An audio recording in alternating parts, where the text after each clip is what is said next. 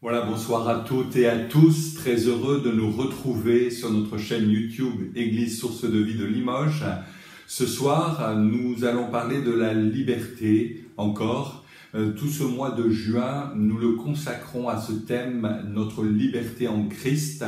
Et ce mardi soir donc, j'aimerais aborder le fait d'être libéré de soi-même.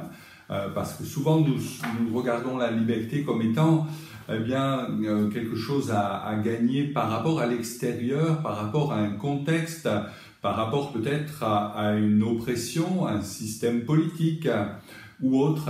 Mais nous oublions que bien souvent, là où nous devons commencer à combattre pour accéder à la liberté, c'est déjà de combattre notre propre chair, notre propre moi, qui s'oppose à la volonté de Dieu, à l'Esprit de Dieu. Les tendances de la chair, dit Paul, sont contraires à celles de Dieu, et nous développons les uns les autres selon notre caractère, selon notre environnement, selon notre éducation, toutes sortes de façons de se défendre contre le fait que Christ apporte la liberté. Nous voudrions garder une certaine autonomie, une certaine gestion de notre propre vie, et cela s'oppose à la volonté de Dieu. C'est ce que nous allons voir ce soir ensemble.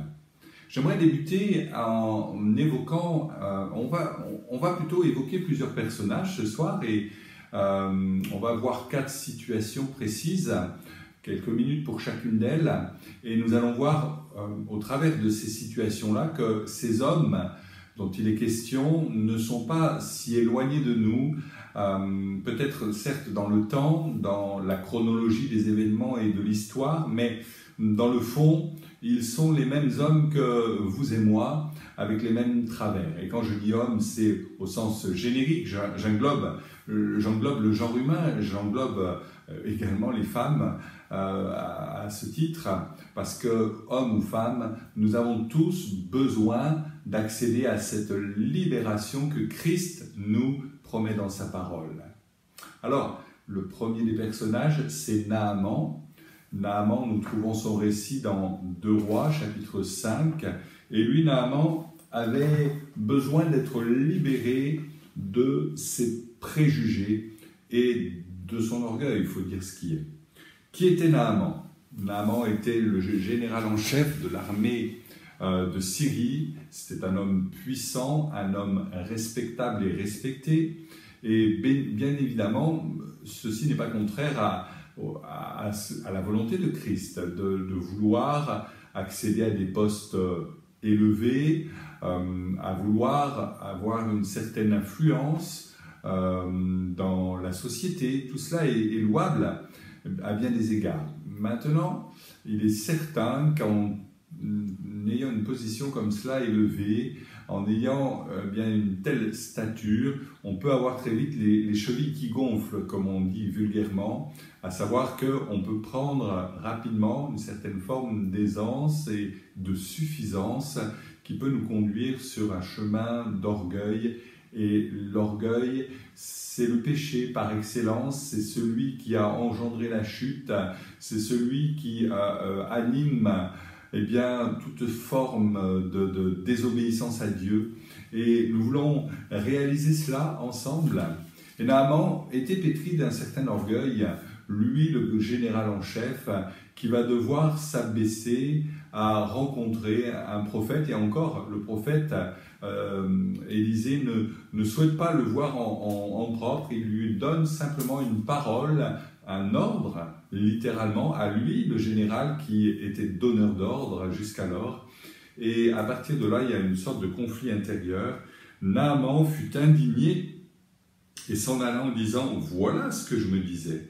Il sortira bien vers moi, il se présentera lui-même à moi, invoquera le nom de l'Éternel son Dieu, il fera passer sa main à l'endroit malade et débarrassera le lépreux de sa lèpre. » Autrement dit, dans sa suffisance, dans son orgueil, Naaman avait déjà tout son film déjà prêt. Je ne sais pas où tu en es dans ta vie, peut-être que toi tu tires des plans sur la comète sans mettre Dieu au milieu de tout cela, en omettant le fait de te tourner vers Dieu, te trouver dans sa présence, chercher son conseil dans sa parole, et tu fonces tête baissée parce que tu es convaincu, intimement convaincu que les choses doivent se passer comme cela. C'est une forme d'orgueil lorsqu'on arrive à dire « Eh bien, ça sera de cette manière-là que ça doit se passer, je l'ai décidé ainsi, ça ne pourra pas être autrement. » Parce que Dieu n'est pas celui qui doit être commandé par les hommes, mais c'est plutôt l'inverse que nous devons réaliser. Dieu nous commande dans le sens qu'il nous donne des conseils, dans le sens qu'il nous avertit, dans le sens qu'il est capable de nous reprendre, dans le sens qu'il est capable de nous faire demi-tour si nécessaire dans nos vies lorsque nous nous égarons. Et ce soir, j'aimerais que tu réalises bien que ta voie d'orgueil te conduira à la chute. L'orgueil précède la chute. C'est une loi immuable de l'Écriture, une loi immuable de l'univers, et dans nos vies, elle s'applique toujours. Celui qui est pris d'orgueil, qui est plein d'orgueil, tôt ou tard finira mal. Alors, ce soir, j'aimerais que tu puisses réaliser peut-être que maintenant, c'est le temps de Dieu pour dire « Seigneur, je veux abandonner cette voie d'orgueil. Je ne veux pas ressembler à Naaman qui se croyait suffisant, qui était emprisonné par son orgueil, qui l'empêchait d'accéder à la guérison promise pourtant par le Seigneur. Je désire, Seigneur, m'abaisser humblement, réaliser que ton royaume est pour ceux qui te ressemblent et tu étais ce roi sur terre, humble, doux et humble de cœur. Et Seigneur, ce n'est pas autre chose que je désire dans ma vie ce soir. Je souhaite abondamment être là, devant toi, simplement, sans phare, sans préjugés, sans voix d'orgueil, en disant Seigneur, maintenant je m'humilie devant toi, je recherche ton conseil, ta parole, je réalise que je n'ai pas la science infuse, je réalise que quand bien même j'occupe sur le plan professionnel une position, eh bien cela ne me garantit pas que je puisse trouver secours auprès de toi. Il me faut au contraire laisser le manteau de cette suffisance, de cette façon d'être un petit peu hautaine sur le porte-manteau, là dehors de ma vie, et je veux venir devant toi simplement, comme un simple homme. Naaman, ce sont ces hommes de main, sa garde rapprochée, qui vont lui dire « Mais c'est pas très compliqué ce que te demande Élisée, si seulement tu voulais bien saisir que eh bien, l'obéissance est simple, mais elle conduira à une grande bénédiction. L'obéissance est simple et conduira à une grande bénédiction.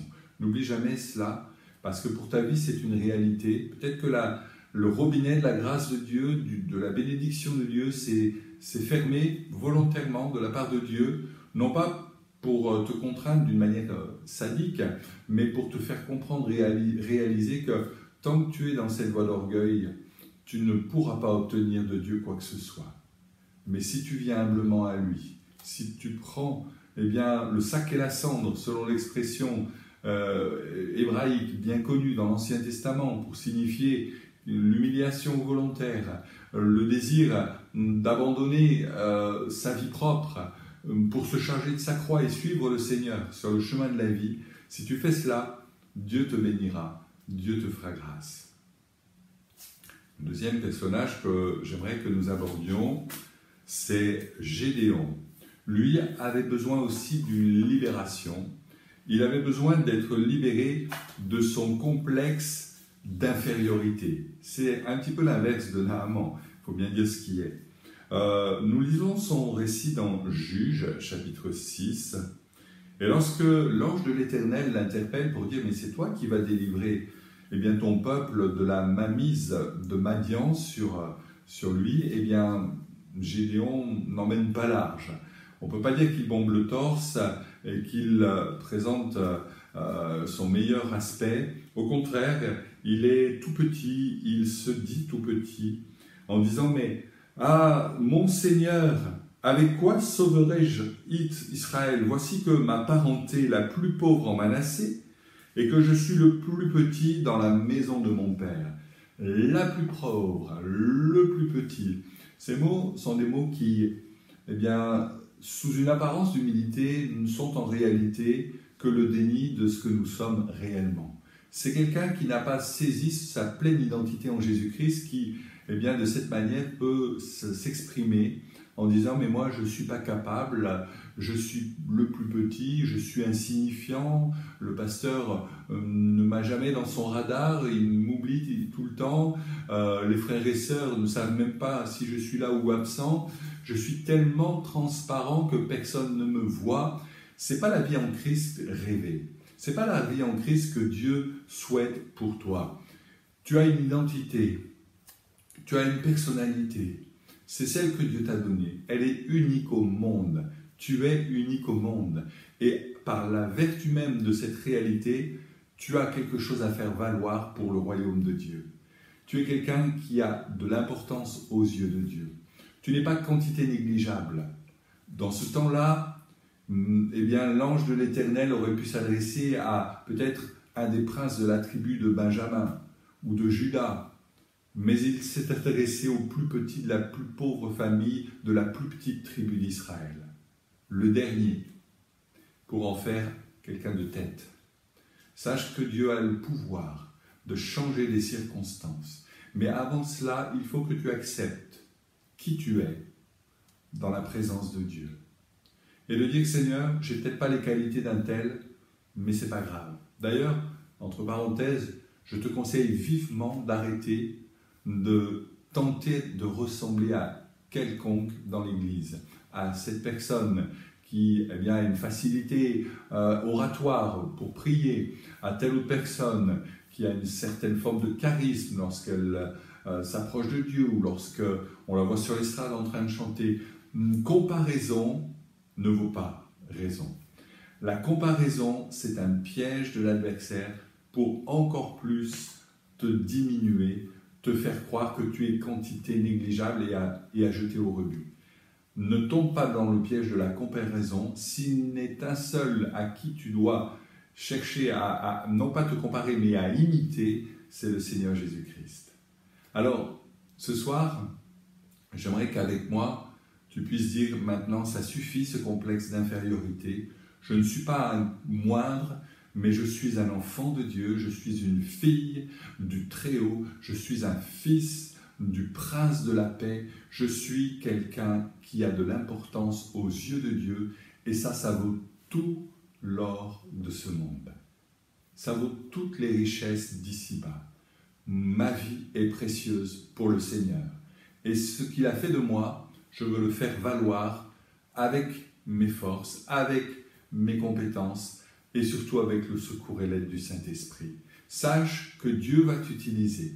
Je bénis Dieu que dans plusieurs églises où je suis passé, les personnes qui étaient jusqu'à un certain point assez transparentes et invisibles se sont à un moment donné réveillées, levées en disant « mais ça suffit que je sois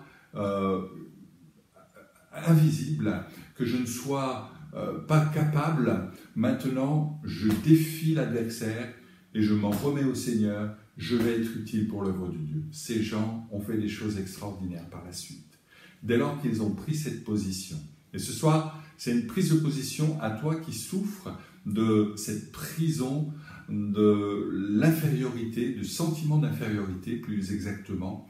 Je te dis maintenant, au nom de Jésus-Christ, sois libéré, sois affranchi. Si donc le Fils vous rend libre, vous serez réellement affranchi. C'est ce que Dieu veut pour toi, maintenant, qui ressemble à un Gédéon. Et on sait par la suite combien Gédéon a été utile pour cette délivrance des mains de Madian. Alors, compte sur Dieu ce soir et confie-toi en lui. Et puis, j'aimerais voir un troisième personnage qui, lui, donc, pouvait souffrir d'une certaine forme à nouveau de sorte de complexe, cette fois de supériorité. C'était une véritable prison pour lui. Il a fallu qu'il s'en libère. Et ce n'est pas facile pour ceux qui sont dotés de moyens intellectuels et humains assez importants et développés, de pouvoir se trouver dans une posture telle que désormais il faut abandonner ces choses pour s'attacher davantage à la personne du Seigneur et à l'action du Saint-Esprit que nous voulons laisser agir dans nos cœurs. C'est pas facile, et c'était pas facile pour un certain Saul de Tarse. Saul de Tarse, c'était un homme qui avait étudié auprès de Gamaliel. Gamaliel était le plus grand, prescripteur de la loi de Moïse du temps de Saul de Tarse. C'est un petit peu comme si un écrivain au siècle précédent avait souhaité, je ne sais pas moi, apprendre à écrire auprès de Jean Giraudoux, auprès d'Albert Camus, auprès d'André Malraux. Plus dans les siècles passés, au 19e, c'est comme si quelqu'un avait voulu apprendre à écrire un livre auprès de Victor Hugo. C'est comme si un scientifique avait désiré apprendre les rudiments de sa matière auprès d'Albert Einstein. C'était la même chose pour la loi de Dieu. Gamaliel, c'était la référence absolue. Et Paul avait un certain pédigré. Il était quelqu'un de notoirement connu. C'était un homme zélé dans sa religion, un homme impeccable dans son éducation. Et pour autant, voilà ce que nous lisons lorsqu'il écrit aux Philippiens. Il dit ceci, « Voici,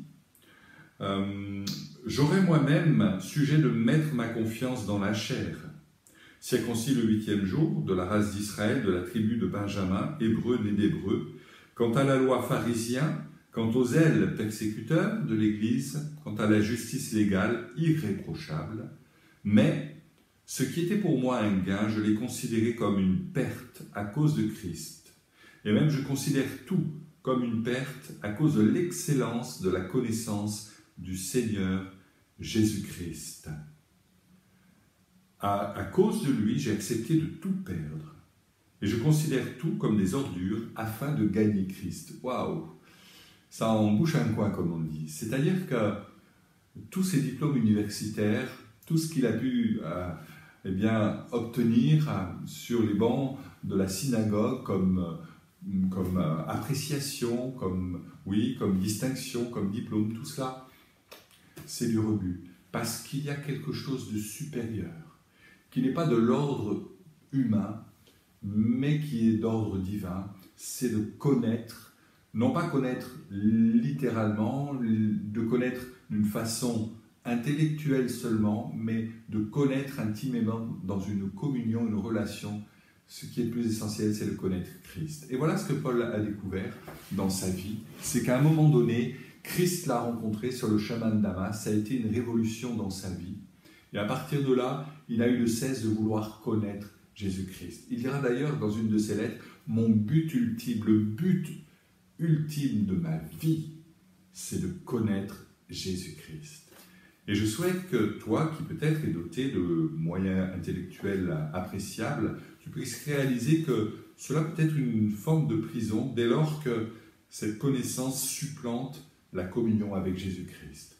Dès lors que tu intellectualises tout et que tu ne réalises pas que Christ est capable de toucher ton cœur, d'atteindre au tréfonds de ton âme tes émotions, tes sentiments.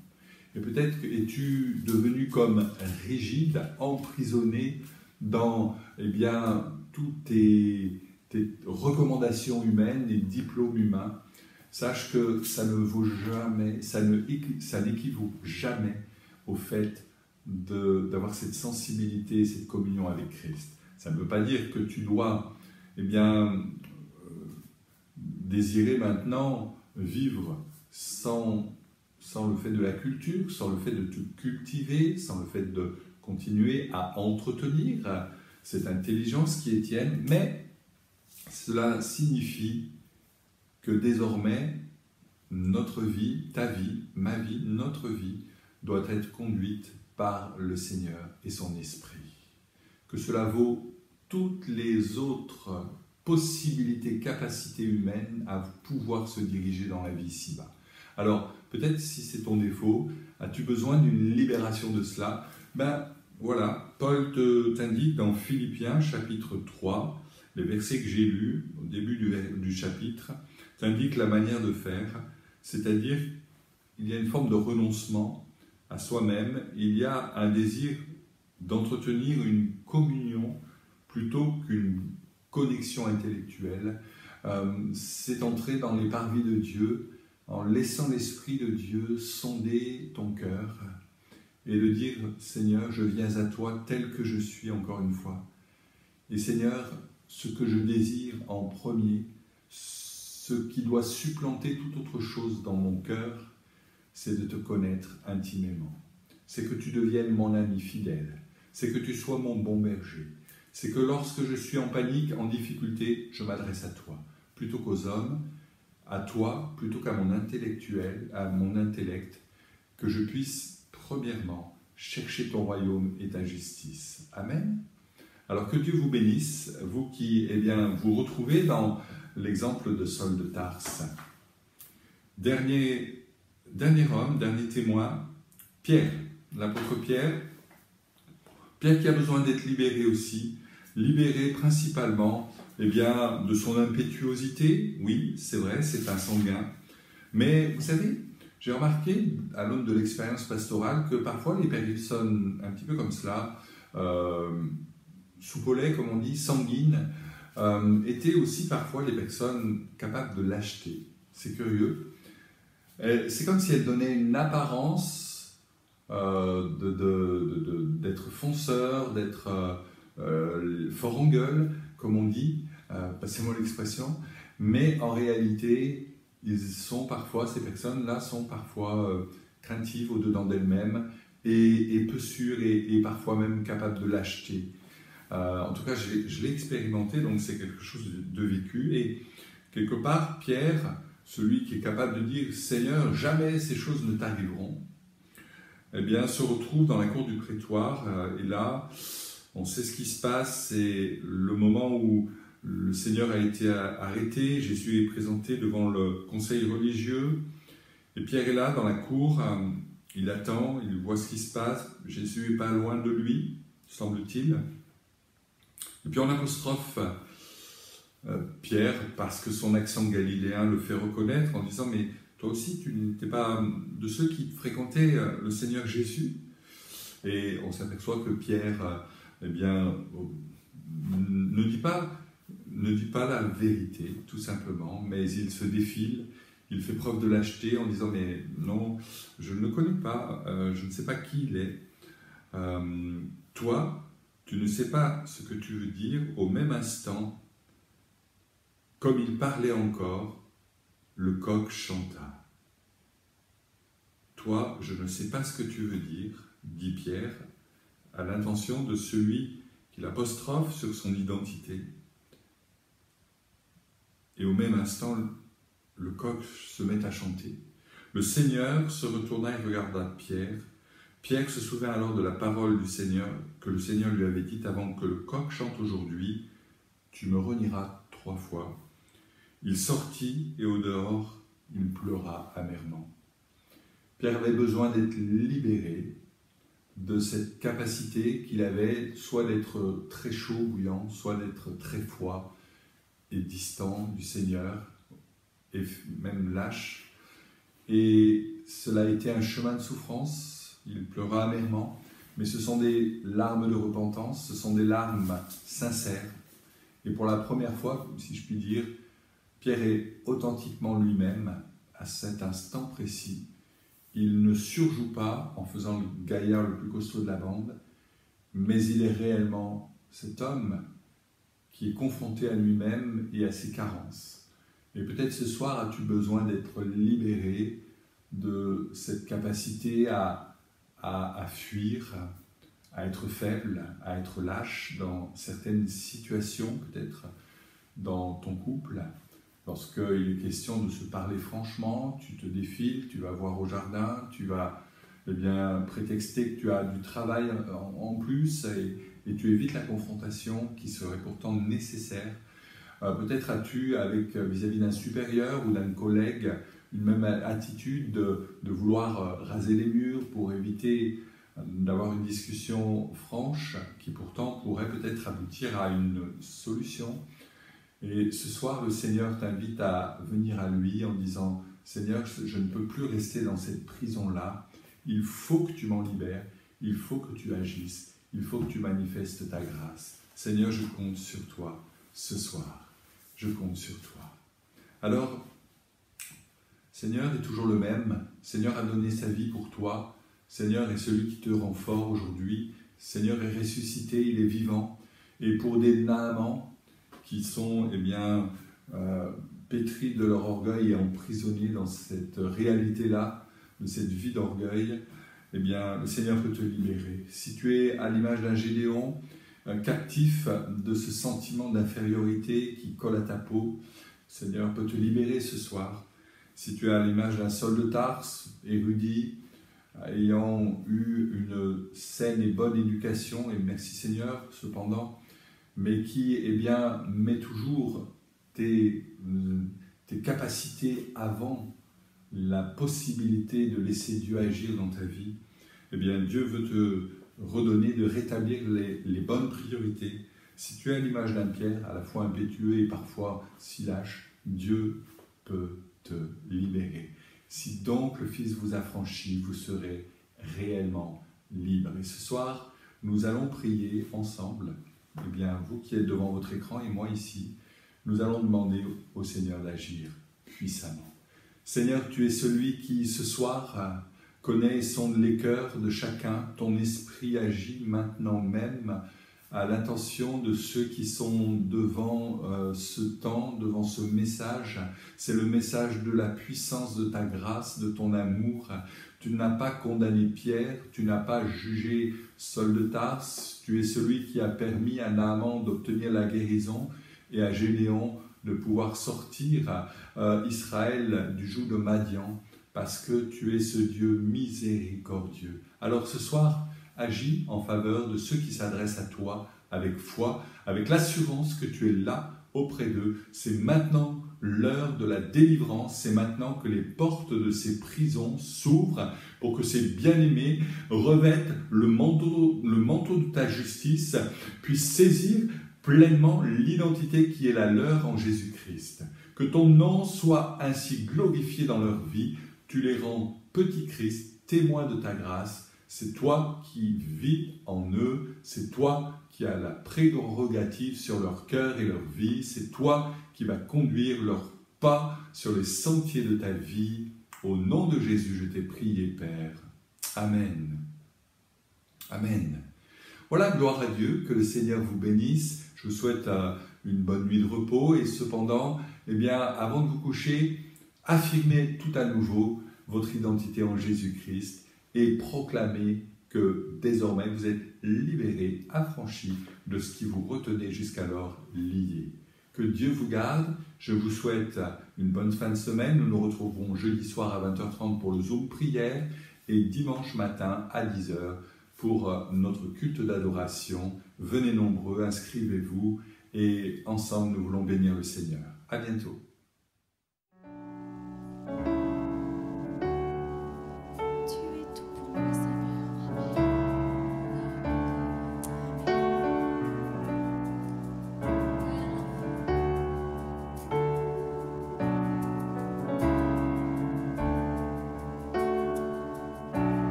Si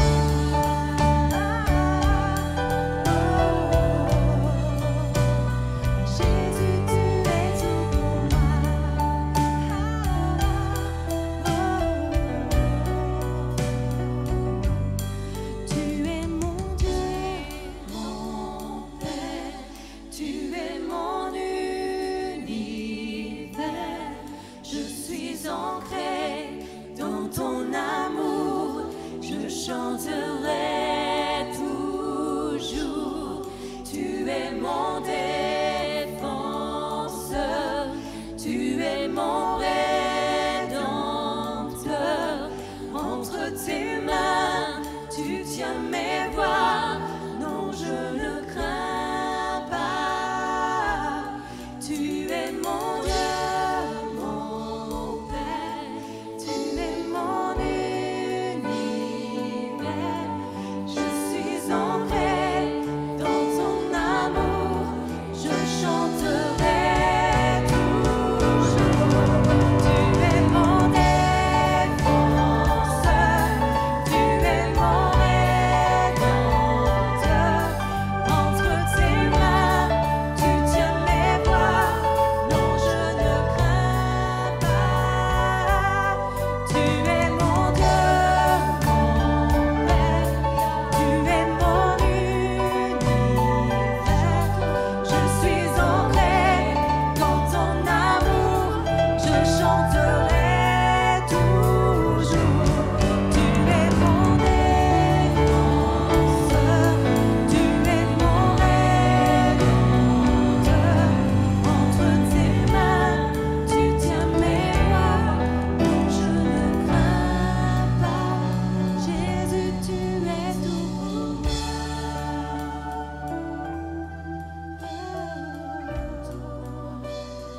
Jésus, tu es tout pour moi.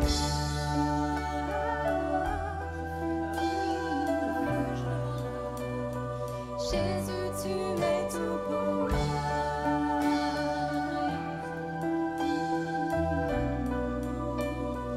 Jésus,